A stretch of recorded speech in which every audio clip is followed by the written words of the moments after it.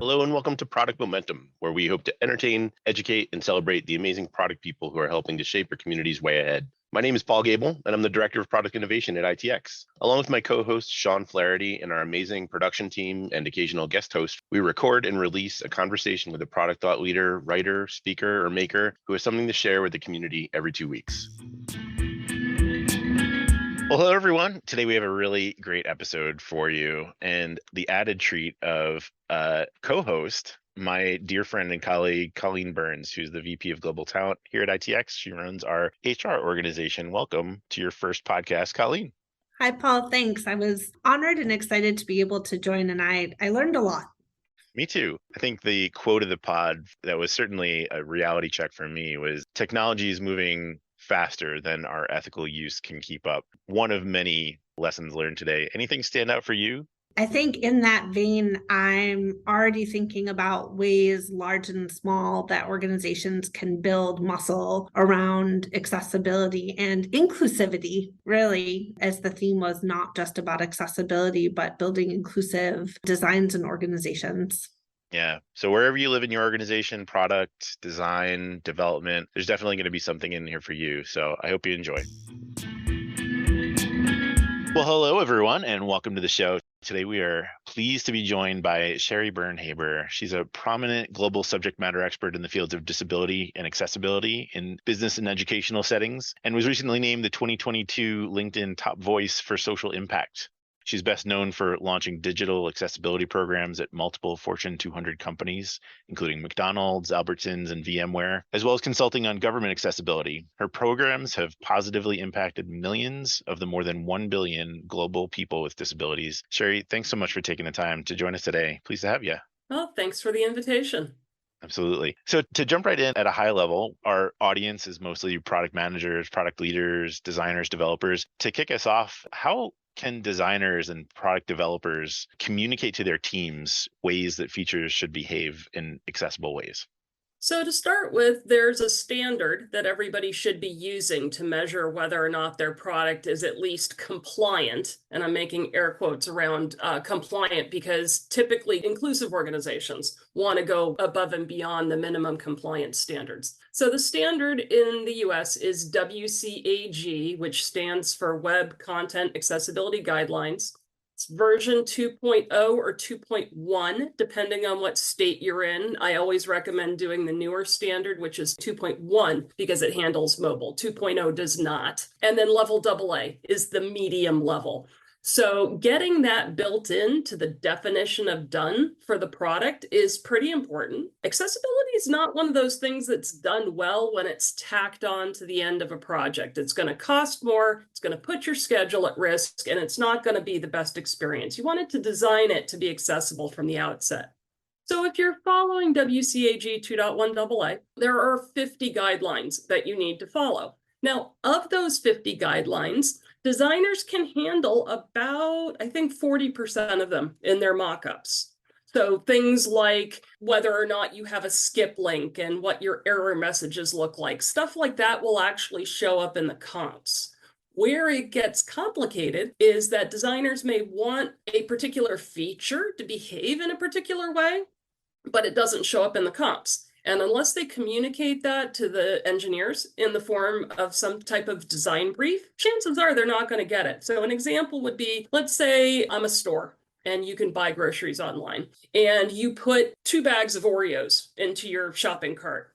And then you go, you know what? I'm on a diet. I really should only get 1 bag of Oreos. And so you take 1 bag of Oreos out. Well, what happens when you take that 1 bag of Oreos out? Well, first of all, your subtotal changes. The amount that you may need to meet a delivery minimum may change visually on the screen. You may have a coupon that required buying 2 bags, and you might lose that coupon. So all of these things are visually changing on the screen because of one action. And the really important thing is all of those changes have to be communicated by the engineers to, in this particular case, screen reader users. Screen reader users are what people who are blind use. That's their assistive technology to take that screen that's visual and turn it into sound that they can hear. So short version, follow WCAG 2.1 AA, make sure that you have a design brief that communicates how you want things to behave when it doesn't show up in the comp.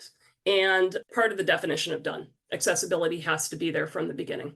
So I'm hearing a lot of things that are familiar to the way that we work with our teams. And some of the things that are coming out in the areas of concern that you're discussing are really just good design as a human, right? Experiencing these things are helpful and necessary to those with disabilities, for screen readers, for the blind, for example, but they're also just helpful to keep top of mind for everybody. And I think some of the things that get lost, the checklist mindset that we often talk about, is that this isn't just going down the WCAG guidelines and making sure we're compliant. It's thinking about the humans at whatever level of ability they are at the other end and designing experiences that solve the problem that the product is trying to solve. Is that a fair recap of the thought behind the translation between requirements to designer to developer? Yeah, I would agree with that. And part of the issue is that inclusive design isn't a default topic in college conversations about design.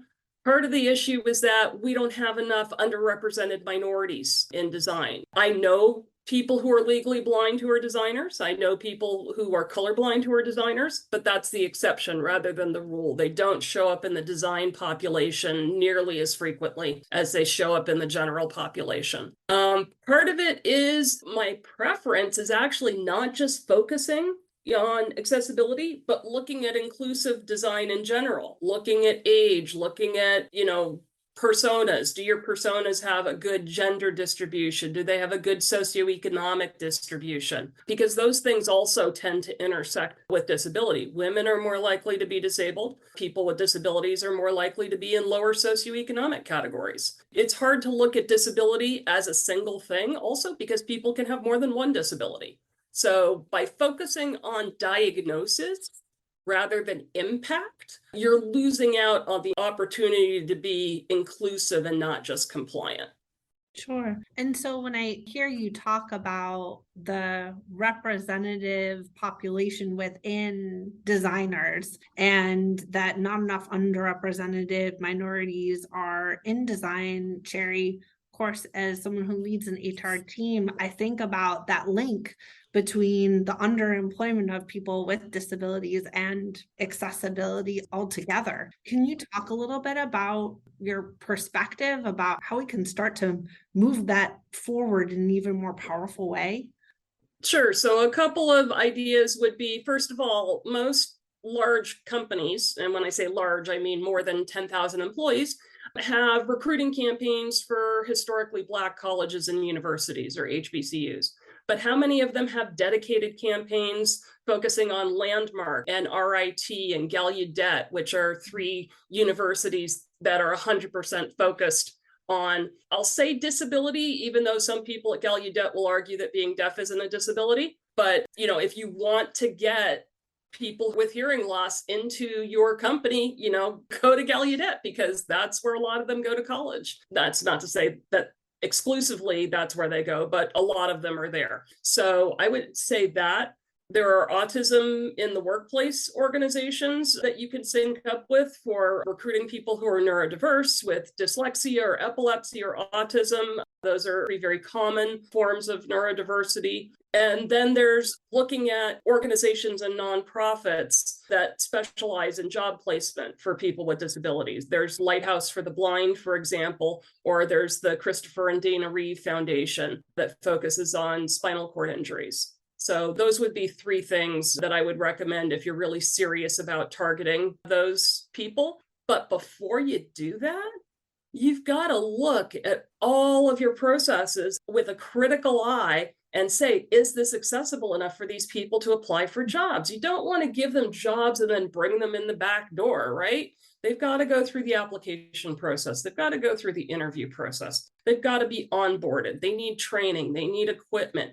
All of that also has to meet those WCAG standards that I was referring to earlier, or otherwise you're subconsciously sending a message that really these people, you've brought them on board as tokens. You've not brought them on board because you expect them to be productive. You're doing performative disability inclusion, and that you're not actually caring about whether or not they can do the work that they're hired to do.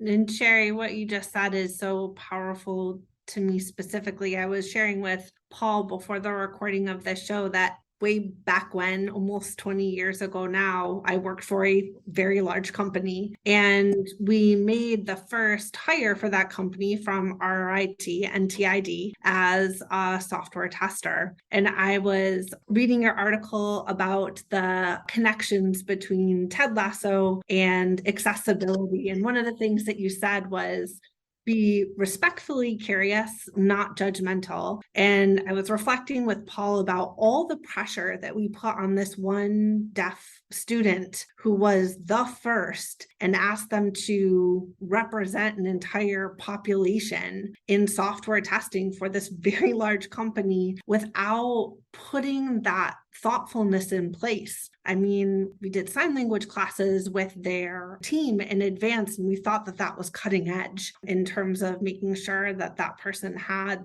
the welcome that they deserved to really do this great work.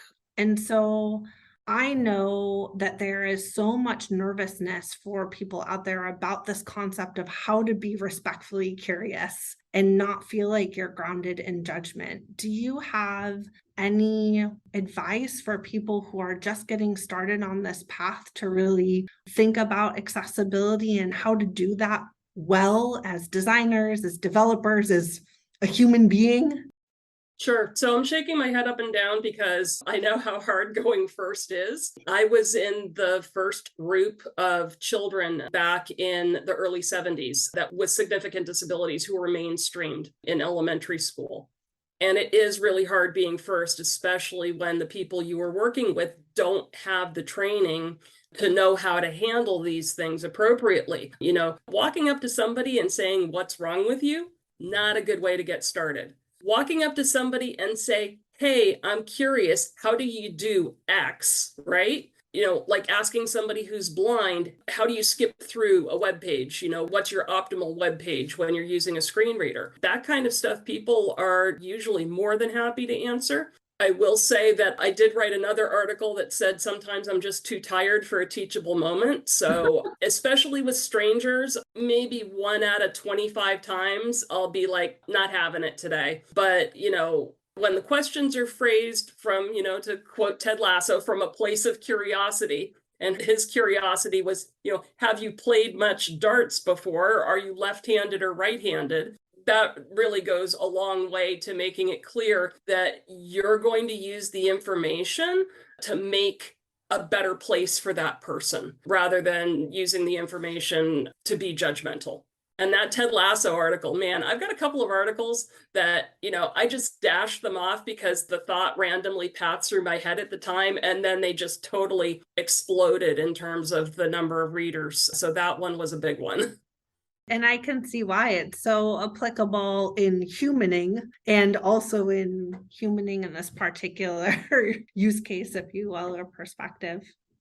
I think the big takeaway from that as a professor at RIT and NTID is that a lot of things that have become second nature in course design, even making the syllabus accessible and friendly for screen readers, a lot of the things that do come through in the way that you start to think when the why is more important than the what. When you get out of that checklist mentality and you start to think about how this is going to be experienced in the world, it becomes a lot more not just second nature, but also empathetic. You start to put yourself in other people's shoes and you start to think a little bit differently. One of the things that I want to dig into a little bit more along the same lines is, how do you start to bring this understanding of why to teams? It's easy. I almost said it's easy to understand the what, but we just spent 10 minutes talking about how that's not easy. But understanding the why, I think, is even more compelling of a line of thinking, because when you get the best and brightest at companies, regardless of ability, accessibility outcomes become part of this diverse team because the teams are diverse. And back to another item that you said about the tokenization of people, you start to see it in the DNA of the products they develop.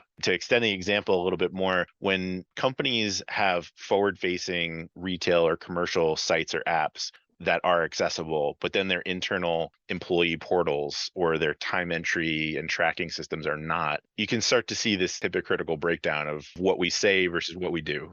Well, what you're really seeing is you're seeing a company that's focused on risk and not on what's best in general. So the reason why a lot of companies start with what's public facing is because of litigation. Strangers are much more likely to sue you than your employees. And given that people with disabilities frequently struggle to gain employment or they're underemployed, it takes a lot to make people decide that they're going to walk away from that, because there could be a significant gap between next jobs. And then also there's the whole problem with health insurance.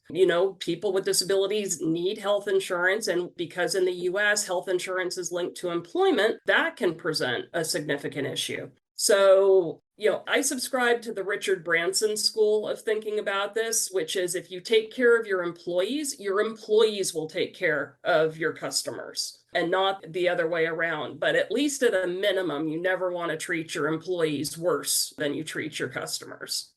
Well said. And digging into that why component. The why. Yeah. Well, the why is really ingrained into the way I do things. So we have a series of Confluence pages at VMware where immediately after the what is the why. We tie the two together. We never discuss the what without discussing the why, because, memorizing 50 guidelines, it's like memorizing the 50 capitals of the states in the United States, right? It's doable.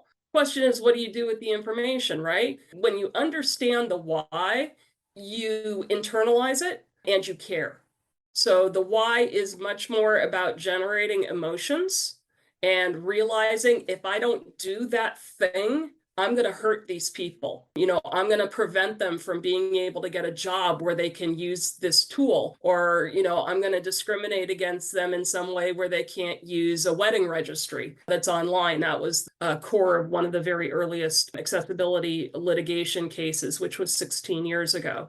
And those things matter. People with disabilities, we continuously pay what we call the disability tax. The amount of time, money, and effort that we have to spend doing something only because of our disability, and the fact that our disability was not thought about when certain steps or processes were set up. So if I could not order my prescriptions online because I couldn't zoom my screen large enough to see what I was ordering, it would take me an hour and a half round trip to drive down to the valley to get my prescriptions, where somebody who didn't need magnification, they would just order it and it would be fine. So there's money, gas isn't cheap, there's time, and then there's just effort and frustration that builds into everything. And just as a side note, before I forget, that's one of the reasons why it's so critical to get people with lived experience to provide you with feedback, right? Because we're carrying levels of pain with our disability. We're carrying levels of fatigue with our disability. We're carrying levels of being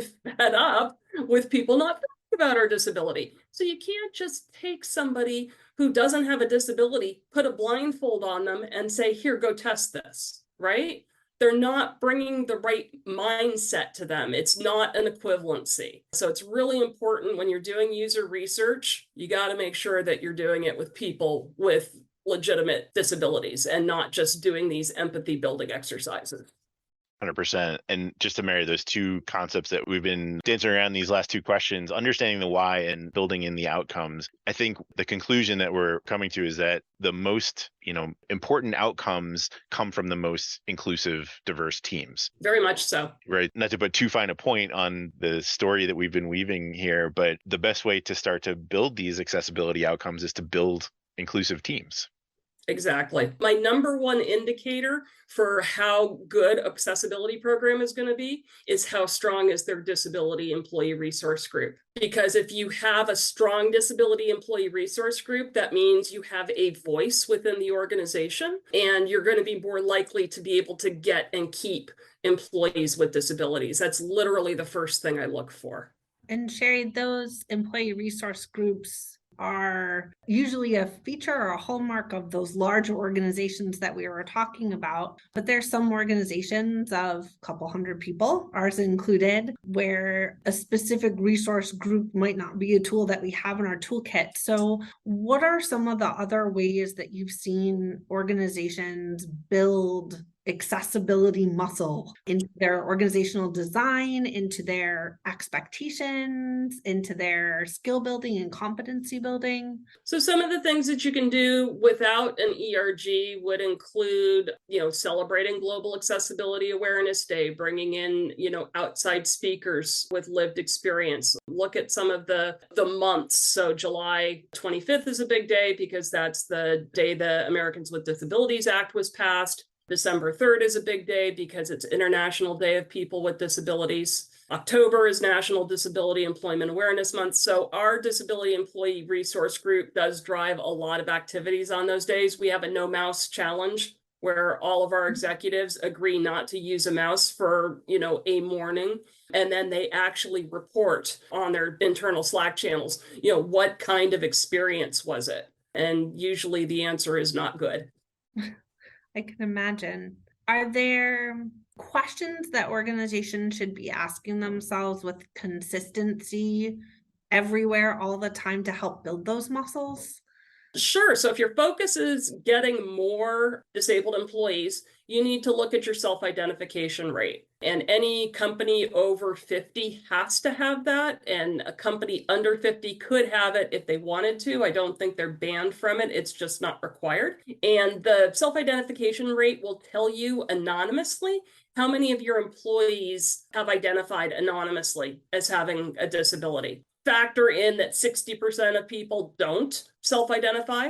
And the main reason for that is 70% of disabilities are hidden.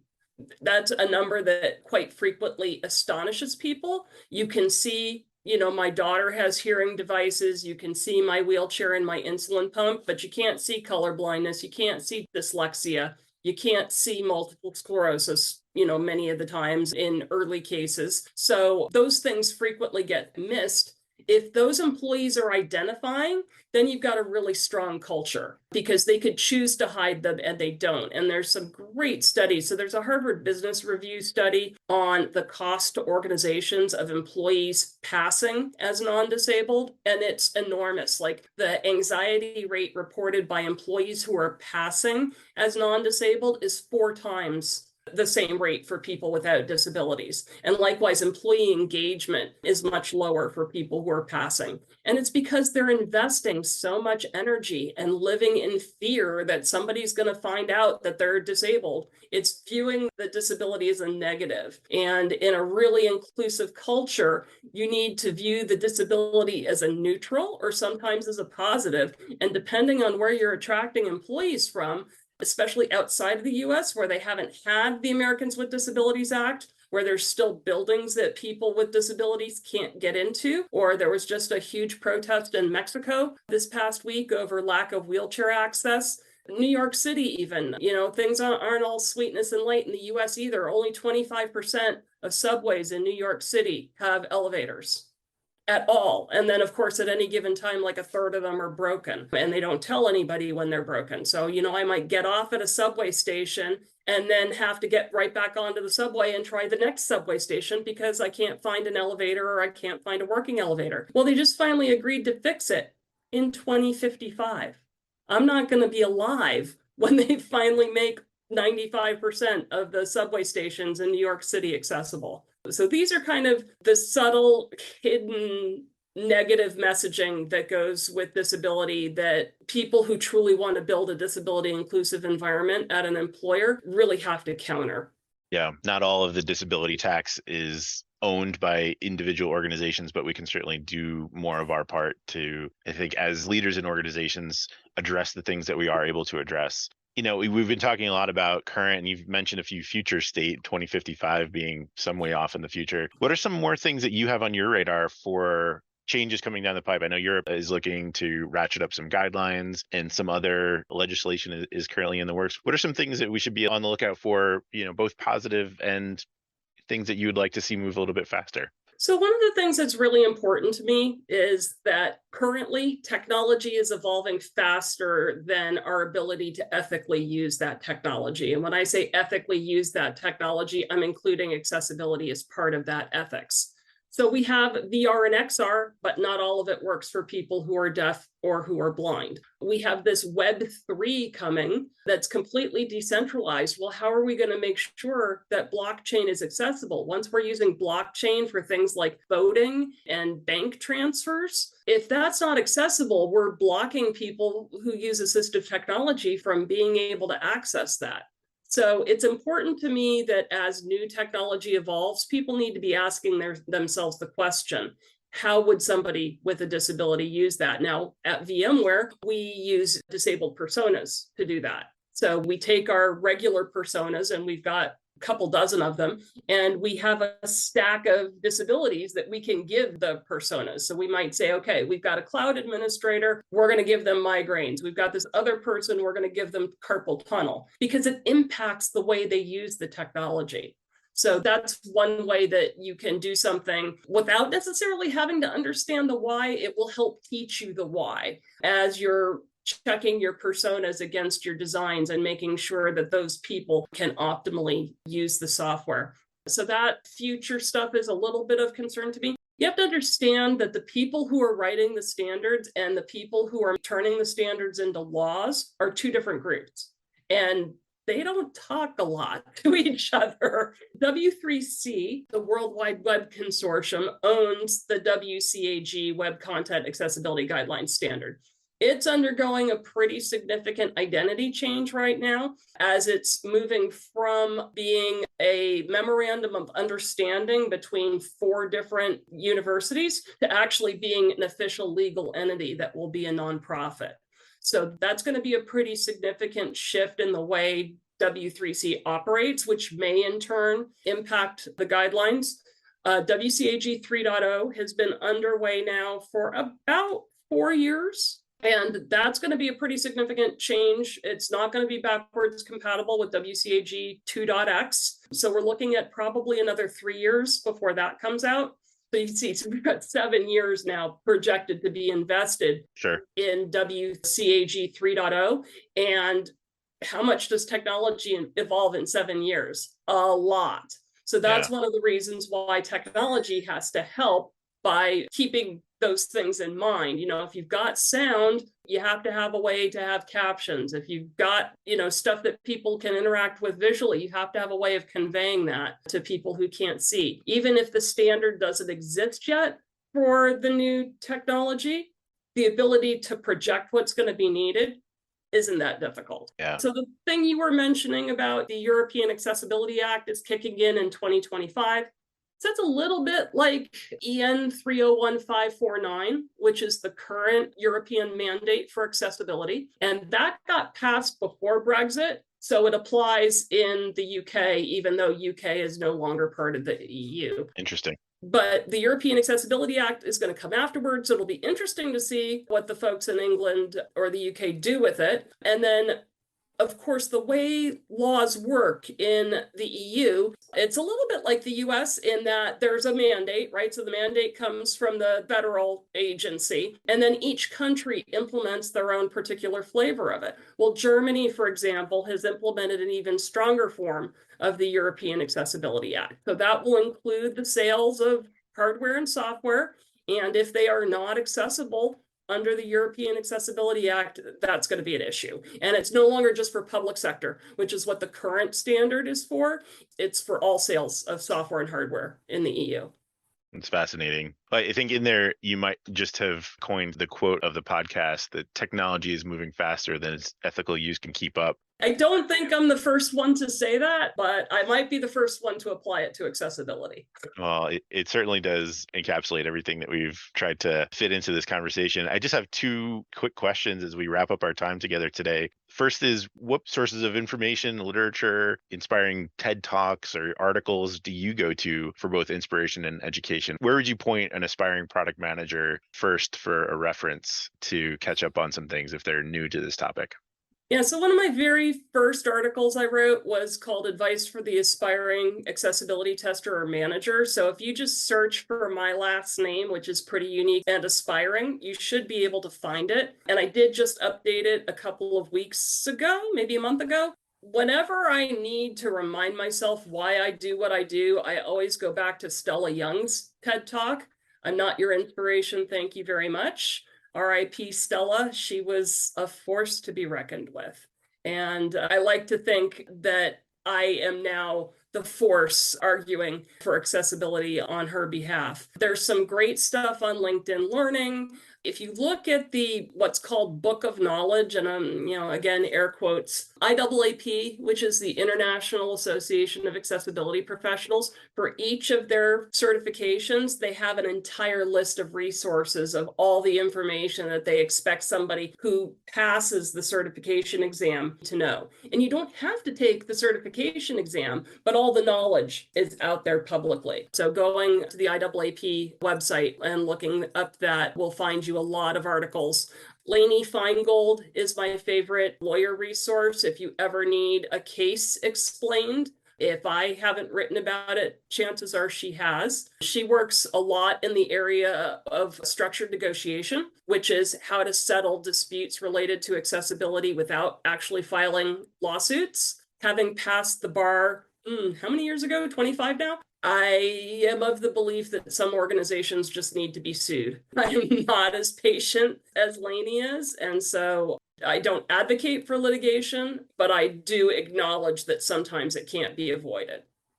Well, the resources that you shared, including the HBR case study a little while ago, we'll certainly link all in the show notes here. I really appreciate you sharing all that. Last question. We're coming up to 100 episodes in our podcast. And the last question that we try to leave with is asking for a unique definition of innovation of each of our guests. It's been an adventure just listening to different perspectives on what that word can mean to different people. And I've been curious to know what your personal take on the definition of innovation would be. So innovation is actually part of my title at VMware. I'm a senior accessibility architect, and my portfolio is innovation and outreach. Now, you might think innovation always means looking for the next shiny object. And my take on it is sometimes innovation is going back and looking at something that you've been doing for 10 years and trying to figure out, how can we make this a better user experience and how can we make this more inclusive? So I'm definitely against running for shiny new objects, except when those shiny new objects are accessible from the outset. Wonderful. Well, Sheri, thanks so much again for taking the time. I learned a ton just in the short time that we had today, and I encourage everybody to follow up on those resources that you've mentioned and follow you on all the places where you're talking about these things. Again, really appreciate the time. Well, again, thank you for the invitation. Always happy to come talk about my favorite subject, which is accessibility. Cheers. Thank you. Well, that's it for today. In line with our goals of transparency and listening, we really want to hear from you. Sean and I are committed to reading every piece of feedback that we get, so please leave a comment or a rating wherever you're listening to this podcast. Not only does it help us continue to improve, but it also helps the show climb up the rankings so that we can help other listeners move, touch, and inspire the world, just like you're doing. Thanks, everyone. We'll see you next episode.